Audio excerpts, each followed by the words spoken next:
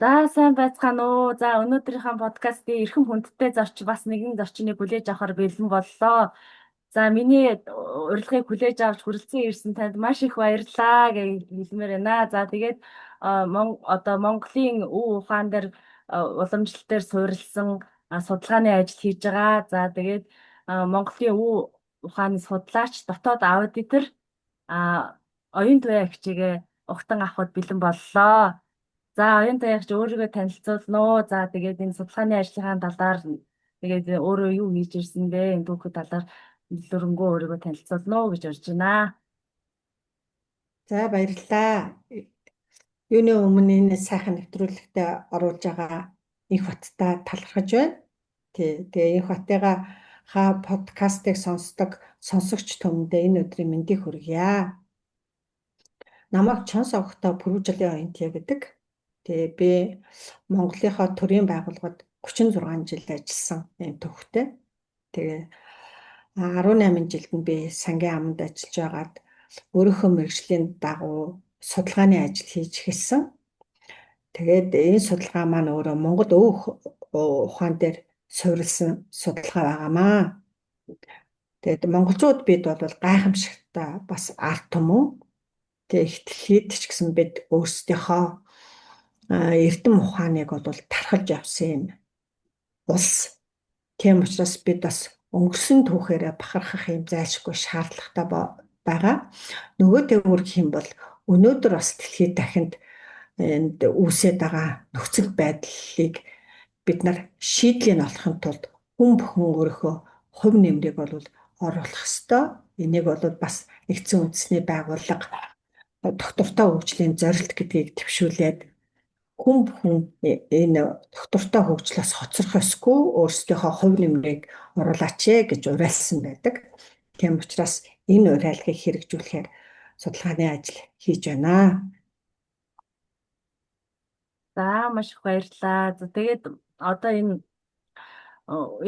ер нь энэ өөрийн судалгаагаа одоо юу гэж ямар одоо төрлийн судалгаа одоо энэ бүтээл чинь одоо нөө хүмүүс одоо түгээгдсэн үү энэ талаараа одоо жоохон дэлгэрэнгүй ярьж өгөөч гэд.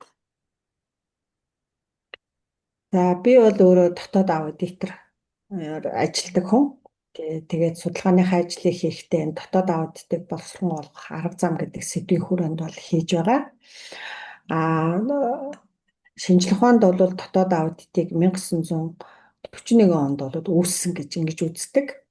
Бидний өв дээдсийн өв ухааныг ингээд судлаад ирж байхад энэ зөвлөх үйлчилгээ гэдэг үйлчилгээ бол маш эртний түүхтэй юм байна лээ.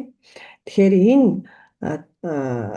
дотоод аудит гэдэг тогтолцоог харин монголчууд үүсгэлийн тавьсан байна гэсэн ийм судалгаа бол гарч ирж байгаа. Тэгээд энэ үүсгэлээ тавьснараа Монголын их амар амгалан гэдгийг дэг жайгийг дэлхийд тархасан юм ард түмэн байдаг юм байна. Тэгээд үүнийг судлахын тулд бол Монгол өв ухааныгаа судлах юм зайлшгүй шаардлага гарсан. Өв ухаанаа судлахын тулд Монголынхоо түүхийг бас судалж байгаамаа. Тэгээ миний судалгаа ерөнхийдөө 4 хэсгээс бол бүрдэж байгаа. Хамгийн ихний судалгаа бол өөрсдийнхөө өв ухааныг судлахын тулд өөрийгөө судлах юм хэрэгцээ гарч ирж байгаа.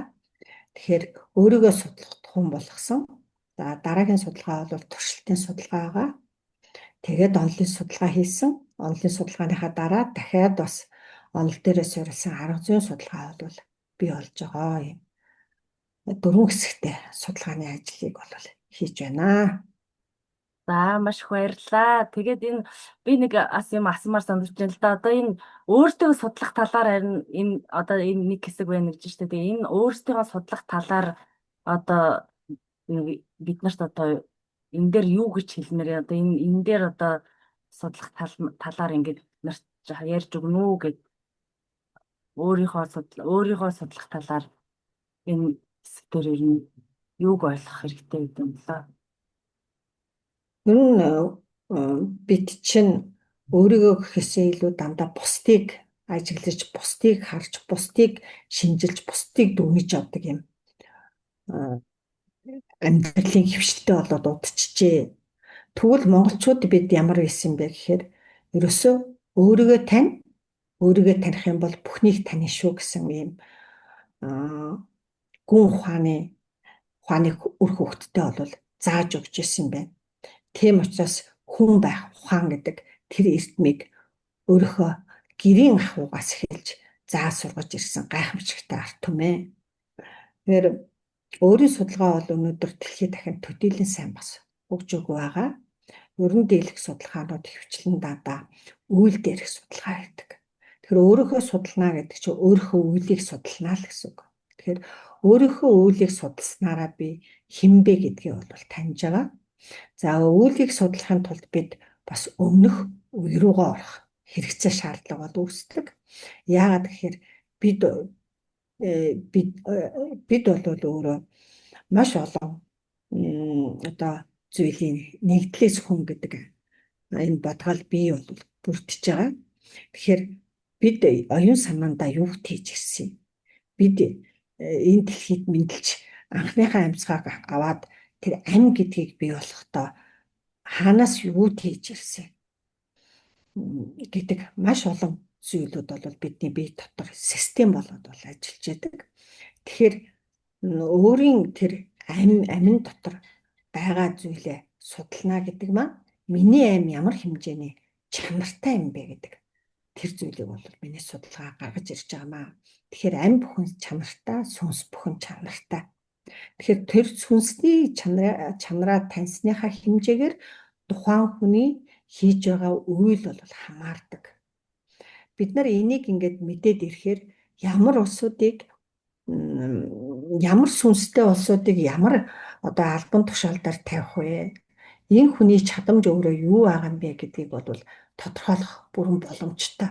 Энийг тодорхойлоод ирэхээр аяндаа улс орон тэр хүн өөрийнхөө амин чанарыг сайжруулад явхаар тэр хэмжээгээр тухайн орон зайн бол эрэг одоо нөлөөллүүд бий болоод явж идэг.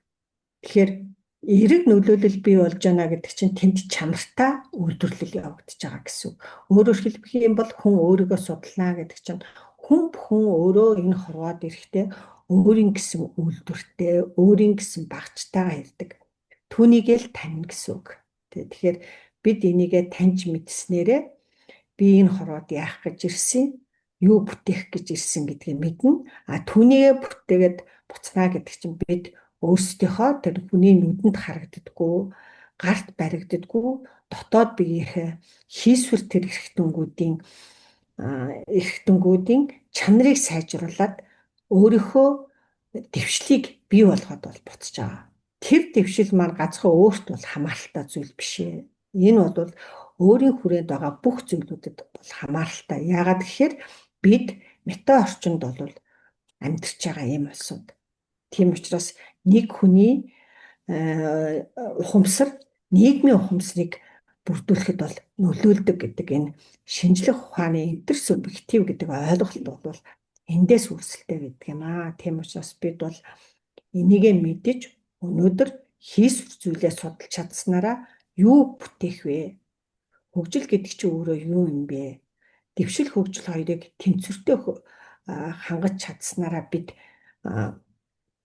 юуг бүтээж байгаа юм бэ гэдгийг бол бүрэн дүүрэн ойлгох юм боломжтой. Бид нар одоо агуу түүхтэй улс гэдэг дээр чинь Монгол улс гэдэг чинь одоо бусад үндэстэн улсаас одоо юугаараа ялгаатай юм? Бид нар одоо яагаад ийм агуу гэдэг одоо ингээд ийм өв уламжлалтай гэдэг ингээд байгаа. Бид зарим хүмүүс ч одоо тэрийг бас мэдэхгүй л бас гадаад хүмүүсийг одоо их шүтээд ч юм уу одоо ингээд яваад байгаа шүү дээ. Энэ дээр бас та юу гэж хэлмээр гэдэг вэ? За оюун санааны хувьд бол монголчууд бол маш өргөн цар хүрээнд бол сэтгэдэг байсан. Бидний өвгдөд тийм хэмжээнд сэтгэдэг байсан учраас бодит үйл нь тэр 13 дунд дэлхийд их амар амгалан гэдэг дийг жайгийг тогтоож чадсан. Энэ бол бодит зүйл. Тэгэхээр бодит зүйлийн цаана юу байдаг вэ гэхээр хийсвэр тэр үзэл санаа, үйл ажиллагаа, зорилго, шалгуурууд бол байж байдаг. Тэгэхээр ийм гайхамшигтай түүхийг бүтээсэн ард том бол өөрсдийнхөө энэ өв уламжлалыг бол судлах хэрэгтэй. Өв уламжлал маань өөрөө юун дээр илүү суурилж тогтсон бэ гэхээр ерөөсөө дэлхийн өөрөө нэг юм аа. Бид ерөөсөө жам ёс гэдэг зүйл бол байдгаа. Тэгэхээр бид энэ жам ёсны хүрээнд үйл ажиллагаа явуулах ёстой гэдгийг мэддэг учраас бидний эрхэлж байсан аж ахуй маань өөрөө нүүдлийн аж ахуй байсан. Тэр нүүдлийн аж ахуй гэдэг маань тэр газраас сэндичээд ухаад доорх баялагийг аваад идэг зүйл биш ба. Нүүдлийн аж ахуйгаа бид нар эрхэлж чадсанараа нүүдлийн аж ахуй дээрээ суурилж эдийн засгаа босгож исэн. Гэхдээ өнөөдөр би бүх юмаа зогсоо одоо ганцхан мал аж ахуйгаа эрхлэе гэж хэлж байгаа юм биш. Аливаа зүйлийг бид нар хөгжүүлье гэж байгаа бол ямарваа нэгэн зүйл бол өөрөө тэнцвэрийг хадгалах ёстой. Бид энгийн жишээ ингээ бодохдоо ч гэсэн бид өрх бүлүүд гэртээ ямар хэмжээний орлого олж байна, тэр орлогодоо тохирсон зарлага гаргадаг. Энэ тэнцвэр хангагдчихж байгаа. Байгууллагуудын хувьд бол тайлан баланс гэж гаргадаг. Энэ өөрөө тэр орлого зарлагын бас тэнцвэрийг хангаж байгаа. Тэгэхээр бүх юм өөрөө тэнцвэртэй хөгжих хэрэгтэй. Хувь хүн ч гэсэн өнөөдөр бие, сэтгэл, оюуны тэнцвэрийг хангаж чадчихж өөрөө эрүүл сарвал ухаан хурц ажиргалтай амгалан тайван амьдрах боломж нь бүрдчихэд. Тэгэхээр энэ бүх зүйлийнхаа системийг бид нар зөв зохицуулж амьдрч сурах нь чухал байгаа. Тэгэхээр өвгд маань энэ ухааныг мэддэг байсан учраас бидэнд үнийг өвлүүлээд үлдээсэн байна. Харамсалтай нь харин бид энийг гээчээд гадны шинжлэх ухаан, гадны соёл тэр бүхнийг сайхан гэж үзээд өнөөдөр тэрлүү хитрхи их тэмүүлээд байна. Мэдээж өмнө нь байсан бидний соёлоос өөр ялгаатай зүйлүүд байгаа нь бол сайхан байж болно. Гэхдээ бид тэр гадны соёлоос алийг бид авч болох вэ? Алийг авч болохгүй вэ? Алийг аваад бид нар өөрийнхөө өв соёлтойгоо тэнцвэртэй байдлыг хангаж хөгжиж явах вэ гэдгийг бол бас бодох ийм эрен үе ирчээд байна. Тэгэхээр хитрхи туйлширч бид нар хөгжөөд байгаа юм маань өөрөө сөрөг зүйлийг бол үүсгэж байгаа. Тэгэхээр сөрөг зүйлүүд үүсэж байгаа учраас өнөөдөр тэр амар амгалан орон зай гэдэг юм маань харьцангуй бага болчоод байна. Нийгмийн сэтгэл зүй өөрөө хүнд байдалд орчоод байна. Тэгэхээр энэ бүхэн дээрээ бид нар өнөөгийн бодиттой нөхцөл байдал дээрээ дүн шинжилгээ хийгээд түүнийгээ сайжруулах талын шийдлүүдийг тодорхойлохын тулд уламжлалаа сөхөж харах зайлшгүй шаардлага гарч ирж байгаамаа. Гайхалтай. За тэгэхээр одоо би бас ингэ бодож байна л да. Бидний одоо монголчууд одоо өнөө үед эрдэмтэд судлаачдынхаа үгийг ер нь сонсгоо болчихжээ гэж миний зүгээс ингэж боддог. Тэгээд надтай бас улсаас санал нэгдэх байх гэж бодож байна. Тийм учраас одоо энэ эрхэм хүндтэй эрдэмтэд судлаач хүнийг одоо урьж оруулж ирсний хувьд одоо бид яавал хөгжих вэ? Одоо Монгол улс биднэрт одоо хөгжлийн гарц байна уу? Шийдэл байна уу? Энийг одоо тодорхойлъё гэвэл та юу гэж хэлэх вэ? Хүмүүст одоо юу гэж хэлмээр байна? Гарц гаргалаа байна уу? Хөгжих боломж байна уу?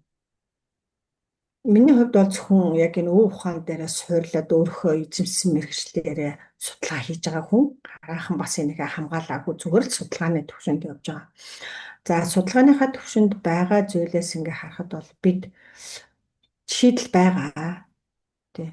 Яагаад гэвэл математикт бол инвариант чанар гэж байдаг, мөнхөд байдаг. Бид өөрөө энэ Монгол эх орондоо төрж өссөн. Энэ Монгол эх орон бол өөрөө гайхамшигтай байгалийн эрчмийн зүй тогтолттой гэдгийг бол Оросын эрдэмтэд Гумилев бол тодорхойлсон байгаа. Нөгөө тэгвэр бид бас энэ газар нутагтаа төрөөд энэ газар нутгаасаа бид нар амин чанар буюу тэр энерги авч байгаа. Өөрөөхөө тэр амийг тэтгэх энергийг бол авч байгаа. Тэгэхээр тэр энергийн үр дүнд бидэнд бас тэр инвариант чанар буюу мөнхөд үргэлжлэх тэр зүйл бол бидний генд оюун санаанд өвлөгдөд явж байгаа. Энийг бол бид нар бит бос өв гэж нэрлэж байдаг. Тэр хүн бүхэн дотор байгаа энэ бит бос өвөө таньж мэдж өөрийгөө судалснараа өөрийнхөө энэ хорвоод ирсэн үүргээ мэдж тэрнийхээ дагуу амжилттай байх боломж байгаа. Энийг бол өөрийн судалгаа хийж байгаа. За хүн бүхний амжилт сайхан болоод ирнэ гэдэг чинь тэр байгаа гэр орон, байгууллага, нийгэм өөрөө сайхан болох боломжтой. Энэ бол шийдэл. Тэгэхээр бид нар өвгдөөс түрүүн би хэлжсэн зам ёсоо мэдж ойлгож таньсан учраас тийм гүн ухаан онол арга зүйг бидэнд өвлүүлээд үлдээсэн байдаг. Тэгвэл тэрийг бид нар судалж байна гэдэг маань нөгөө Монгол өв ухаанаа судалж байна л гэсэн үг. Тэгэхээр бид нар уламжил дээр суурилж энийг судалснараа шийдлийг тодорхойлох боломжтой. Хувь хүний хувьд ч гэсэн бид ургийн бичгээ хөтлөө гэж эртээ бас манай төр засгийнхан бол аль бүхэнд бол энийг бас хэлж ирсэн. Тэгэхээр ургийн бичиг хөтлөнө гэдэг чинь бид нар өөрсдийнхөө тэр өмнөх үеийн түүхүүдээ мэдэх боломжтой. Яагаад гэвэл бидний өвөг дээдсийн ДНК нь бидний ясаар дамжаад мэдээл болоод хадгалагдчихэдэг. Тэгэхээр бид нар тэр мэдээллийг мэдэж сэргээж таньснараа тэр мэдээлэлд байгаа зүйлээ дахин сайжруулж өөрсдөө энэ настаа хөгжүүлээд улам сайн болох боломж байгаа. Энэ маань өөрөө тэр өөрийн судалгаа гэж хэлээд байгаа зүйл явагддаг. Тэгэхээр бид хитрхи гадны эмийг бусдын үйлийг судалсан судалгаанууд бас их болчиход байна. Тэгвэл өнөөдөр бид нар бас энэ судалгааг түр хойшин тавиад өөрийгөө судлаад ирэхээр илүү гүн асуудлын гүнийг судлах юм боломжтой. Тэгэхээр нөгөө 7 дээд эцгээ судлаа гэд өвгд маань бидэнд зааж сургаж үлдээсэн шүү дээ. Тэгэхээр 7 дээд эцгээ судалнаа гэдэг чинь юу хэлээд байгаа юм бэ гэхээр өөрөөсөө дээшээ 7 зүйлийг мэдж таньснараа бид нар тэр зам ёс гэдэг юмыг таних боломжтой. Зам ёсыг таниад ирэх юм бол бид нар ёс журмыг дагаад амьдралаа аваад явна. Ёс журмыг дагаад амьдралаа аваад явхаар аяндаа бид нар эрг үйлдвэрлэлийг бий болгох ийм энергийн хоригдлыг өөртөө үүсгэж байгаа. Тэгэхээр эрг зүйлийг бид нар үйлдвэрлээд эхэлнэ гэдэг чинь биднээс маш сайхан зүйлүүд бол бий болох боломжтой. Тэр өнөөдөр хүн гэдэг амьтан бол дандаа өдөр тутам байглаасаа бид нар хавдаг. Өөрөөр хэлбэл бид нар амьсгаа авах тусламдаа байглаас агаарыг авч байгаа. Тэгвэл бид нар дандаа байглаасаа юмыг аваад авах биш. Өөртөө байгаа тэр сайхан эрг энерги бас түгэх юм шаардлагатай. Ингэжээч бид нар бусдад өөрт байгаа зүйлээ өгч чадсанараа өөртөө сайн сайхны зүйлийг бүрдүүлэх боломжтой. Магадгүй бид нар ингээд зүгээр энгийн жишээ дурдаад үзэхэд нэг сайхан амьсгаа аваад амаараа тэрийг гаргахгүй байгаад байвал тодорхой хугацааны дараа ингээд баг юу гэдэг хамаг бие дэлбэрэж байгаа юм шиг хэцүү байдалд ордог шүү дээ. Яг үүнтэй адилхан бид нар дандаа бусдаас авна, дандаа энэ минийх би энийг авна гэдэг ав сэтгэлгээн дээр ажиллаад авах юм бол яг л ийм хизээ нэгэн цагт хэцүү байдалд орох. Жамтай. Тэгэхээр бид нар авахынхаа хэрээр аваад дүүргэсэн тэр саваа буцаагаад бусдад өгч дундууруулахын хэрээр дараагийн шин зүйл бидэнд бий болоод ирж байгаа. Ингэж энд тасралтгүй мөнхийн хөдөлгөөн хүний биед ч гэсэн үүсэх ёстой. Тэгээ энэ зам ёсны зөв тогтлоо бид нар өөрийнхөө бие дээр ойлгоцсон байхад яг тэрүүн дээрээ суурлаад үйлээ хийх бүхэнд дандаа шин зүйлийг мэдэх, шин зүйлийг өөртөө хоримтлуулах, шин зүйлийг бүтээх тийм сайхан зүйлүүдтэй бол учирдаг. Тэгэхээр энэ бол энгийн мөртлөө бас өөрийгөө судлан гэдэг бол бас амар ажил бол биш юм аа гэдгийг бас энэ судалгааныхаа хавьд бас таниад байж байна.